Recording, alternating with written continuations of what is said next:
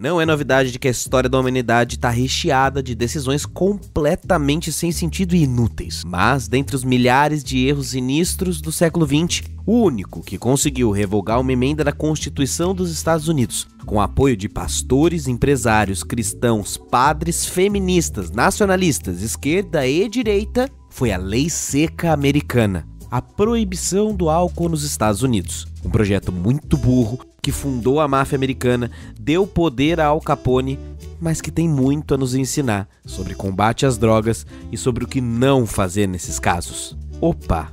Suave tranquilidade? Hoje nós vamos desvendar os mistérios da Lei Seca dos Estados Unidos. Precisamos entender como esse país conseguiu incríveis 500% de presos a mais em 10 anos, como surgiu o uso do álcool de cozinha para beber, de que forma Al Capone ganhou tanto poder, que tipo de contexto de sociedade aceitou e aplaudiu aquela lei e o que ela pode nos ensinar sobre proibicionismo, abuso de álcool e milícias brasileiras. Pois é, o tema vai bem longe, então fica suave, vamos até o fim do vídeo que tem história pela frente. Deixa o seu like, sua inscrição, seu sininho e apoia nosso canal com Pix se você gostar desse episódio.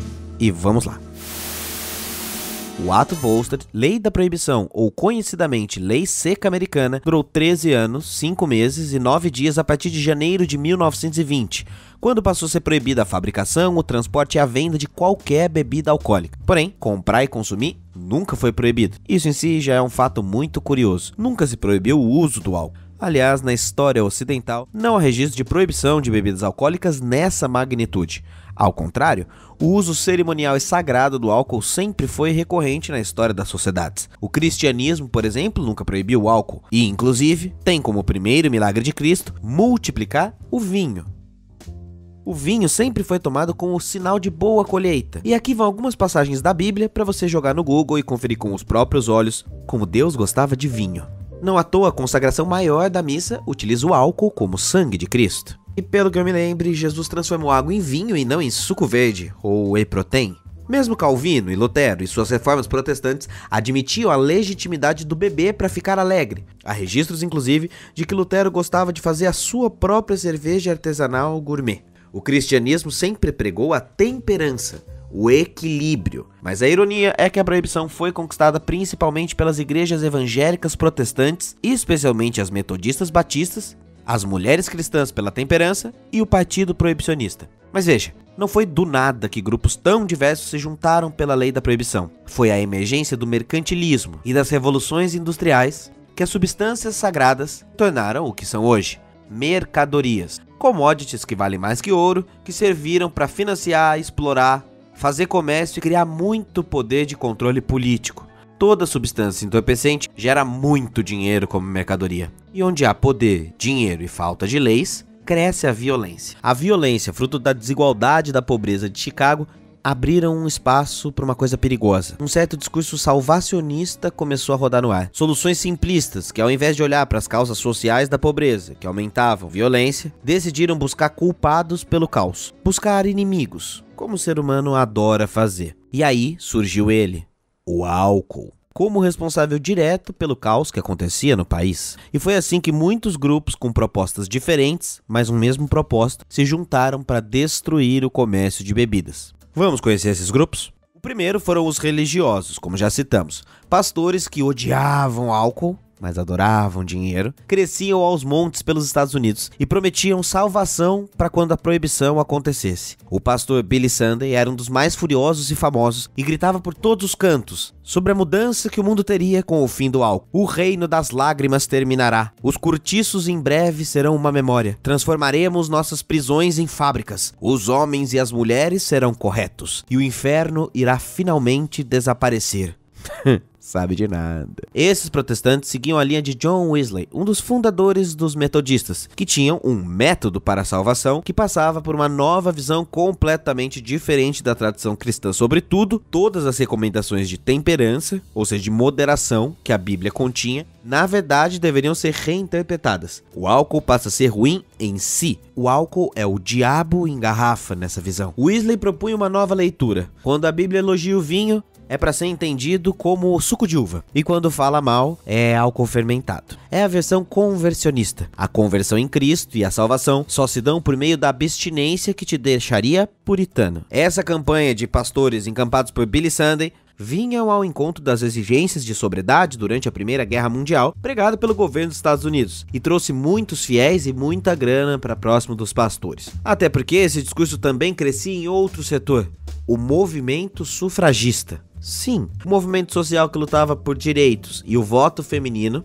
também embarcou na proibição do álcool. E o argumento tinha inclusive um certo sentido até que verdadeiro. Numa sociedade que valorizava a submissão geral, tanto das mulheres aos homens, como de todos diante de Deus, tinha como único espaço de crítica a pouca fé dos homens. O homem bêbado não trabalha, gasta o salário, vira violento na rua, no bar, em casa, comete violência contra essas mulheres. Sobretudo, os afasta da igreja, ou seja, da família e de Deus, os grandes pilares dessa gente de bem, conservadores. E nesse sentido, o movimento do sufrágio feminino se juntou ao discurso religioso mulheres cristãs pela temperança, piquetes de oração em frente aos bares, manifestações contra o álcool e até a destruição de barris de bebida a machadadas por uma das líderes do movimento, a sufragista Carrie A. Nation. Tem um nome curioso, Carrie A. Nation significa carregando uma nação. Enfim, nessa época cerca de 1000 saloons ou bares, especialmente na região do Ohio, foram atacadas e destruídas por Carrie.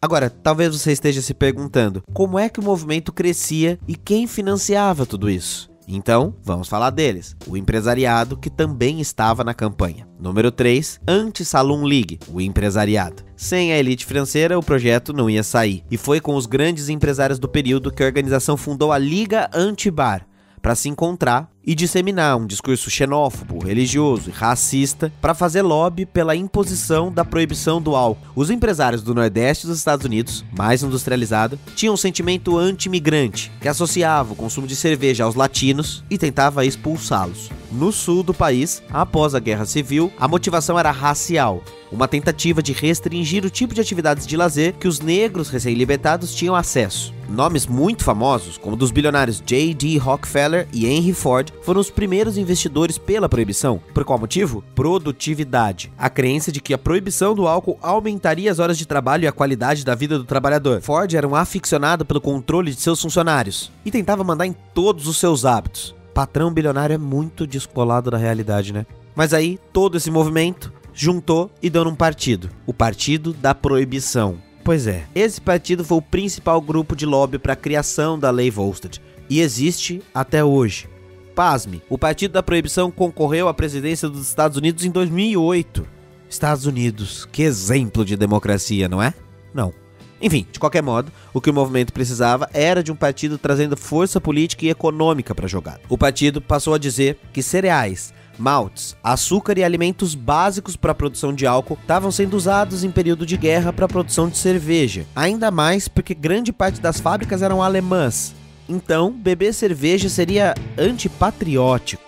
Ou seja, havia um contexto político para encampar esse projeto e fazer tantas pessoas acreditarem numa coisa completamente sem lógica. E foi desse modo, nesse contexto de país, que passou a figurar a lei seca. Toda bebida com mais de 0,5% de álcool era intoxicante. Pra você ter noção, cervejas fracas têm 2% de álcool. E foi assim que o projeto foi aprovado. E aí é claro que o resultado não poderia ser outro.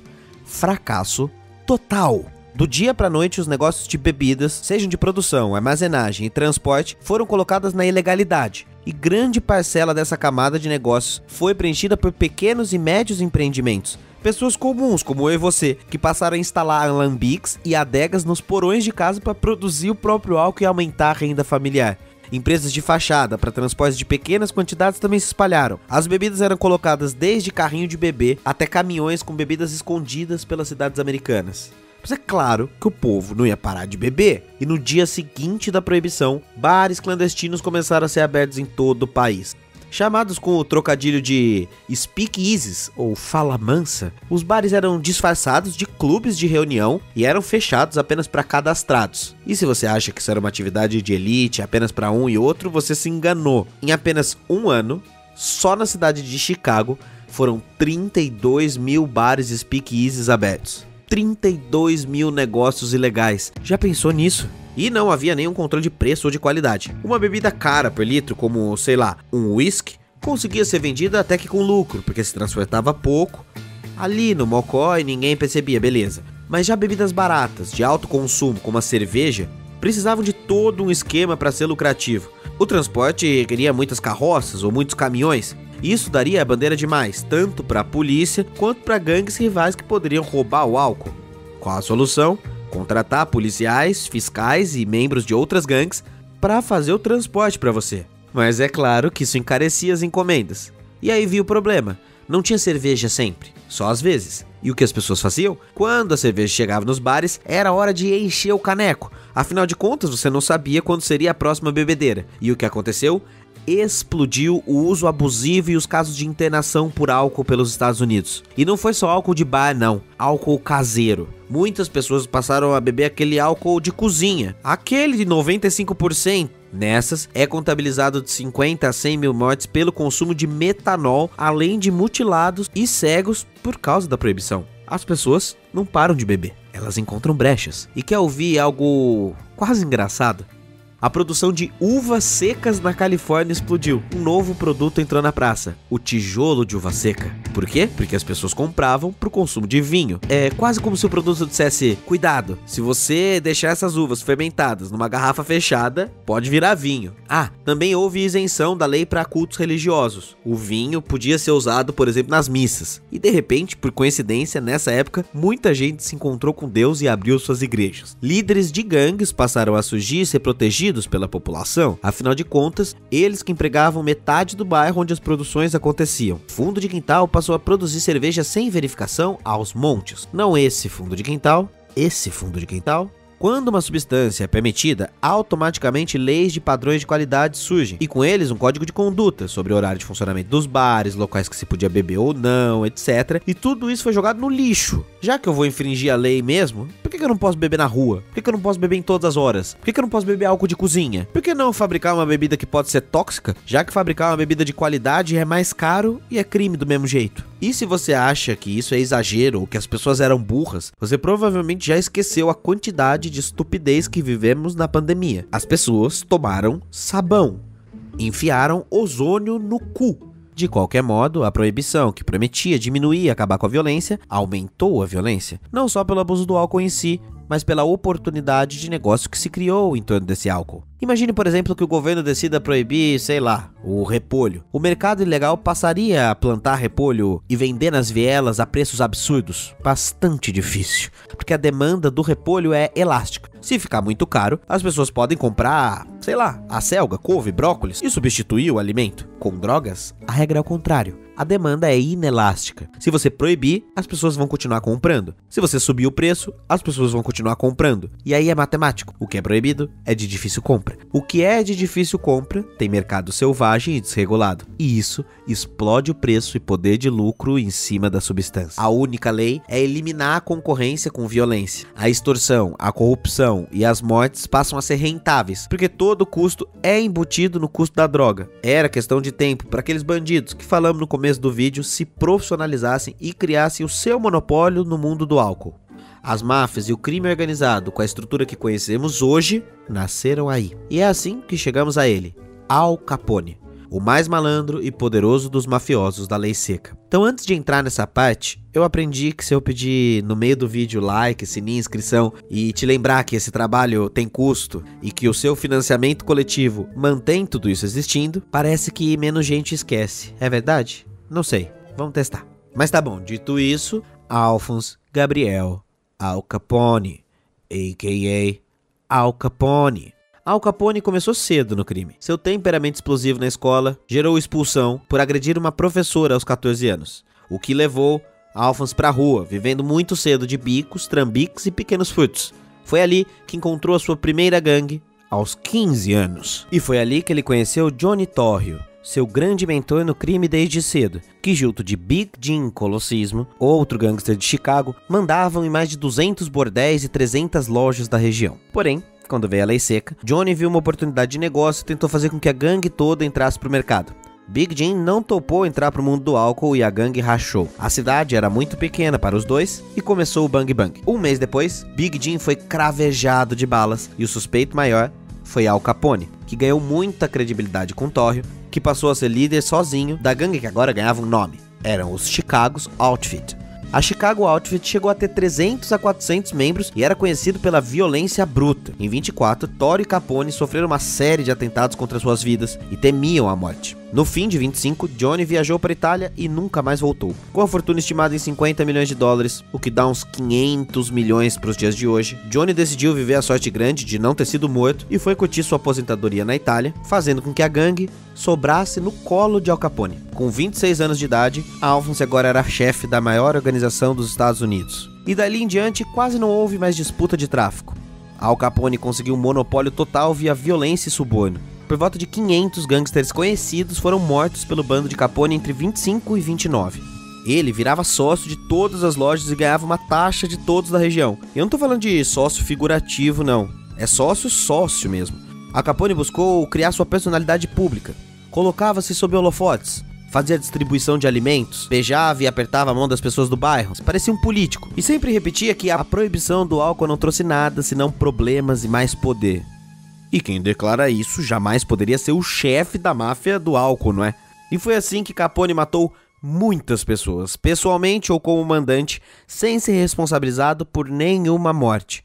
Primeiro, porque quase todos os mortos eram bandidos rivais, e ninguém ia fazer BO na polícia para reclamar a morte de um bandido. E o Estado também fazia vista grossa, porque Capone acabava fazendo o serviço sujo que o Estado não fazia. Depois, cidadãos que apareciam para testemunhar contra Capone desapareciam, e dava medo em todo mundo. Capone sempre tinha um bom álibi. Como ele lavava seu dinheiro ilegal nas lojas que era sócio, ninguém conseguia encontrar problemas jurídicos com ele. E quando encontravam, ele subornava o juiz e a polícia, quem quer que fosse. E se não subornava, mandava matar. Os dados apontam mais de 900 milhões em suborno e faturamento de 100 milhões de dólares só para Capone a cada ano por causa da lei seca. Foi só em 1931 que ele foi pego, depois do fim da proibição, e não foi pego pelos crimes de máfia, não. Al Capone rodou por sonegação de imposto, numa brecha que encontraram para prendê-lo. E o bicho ficou só 5 anos na cadeia até 39, quando ganhou a liberdade por conta da saúde dele que piorava por causa da sífilis e dos distúrbios mentais que ele apresentava. De qualquer modo, os próprios proibicionistas como Henry Ford e Rockefeller começaram a rever suas posturas. Depois da crise de 29, há uma mudança completa na opinião pública. O álcool, que era um produto de alta lucratividade, foi parar na mão do mercado paralelo. E olha a ironia. Rockefeller escreve uma carta ao reitor da Universidade de Colômbia. Dizia que nem ele, nem o pai, nem o avô colocaram uma gota de álcool na boca, mas ele nunca esteve tão arrependido quanto a lei seca, que desmoralizou todo o sistema legal americano, porque ninguém mais respeitava a lei. A corrupção moral se espalhou na sociedade. Revogar a lei seca passou a ser uma questão de respeito moral à Constituição, ou uma questão de lucro para ele também. Aí fica com você para decidir.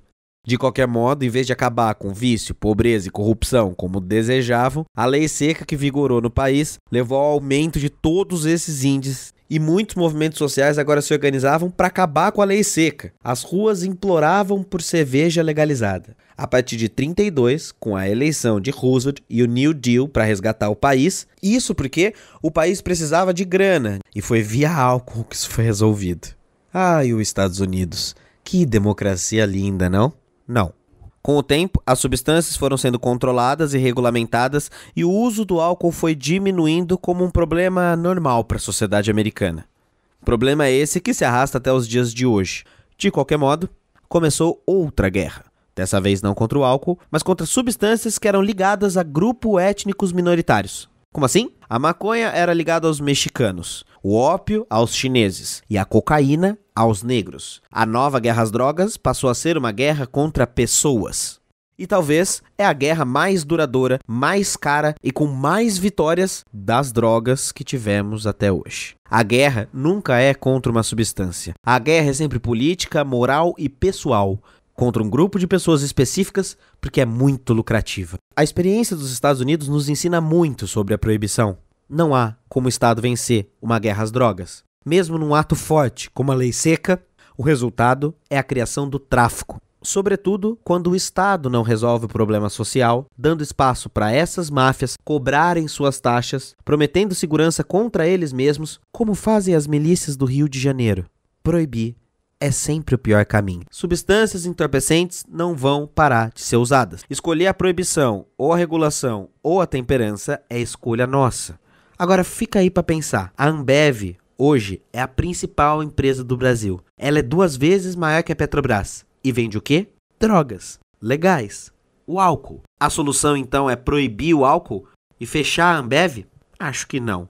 Temos que encarar a realidade. 10% das pessoas terão problemas com álcool. 90% não terão. O lucro cobre o déficit e, na verdade, o álcool pode ser vetor de integração social, vetor de cerimônia e vira uso abusivo justamente pela maneira que lidamos com ele, que mesmo na legalização é romantizado.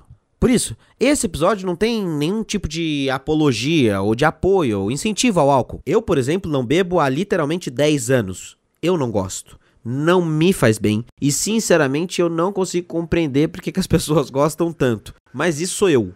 É o que eu faço da minha vida. Outra coisa, no entanto, é romantizar o álcool, que corrobora com o uso abusivo, ou querer proibi-lo na mão das pessoas. Nem proibição, nem superexposição, romantização, vangloriação. Nós precisamos tratar o álcool como ele é.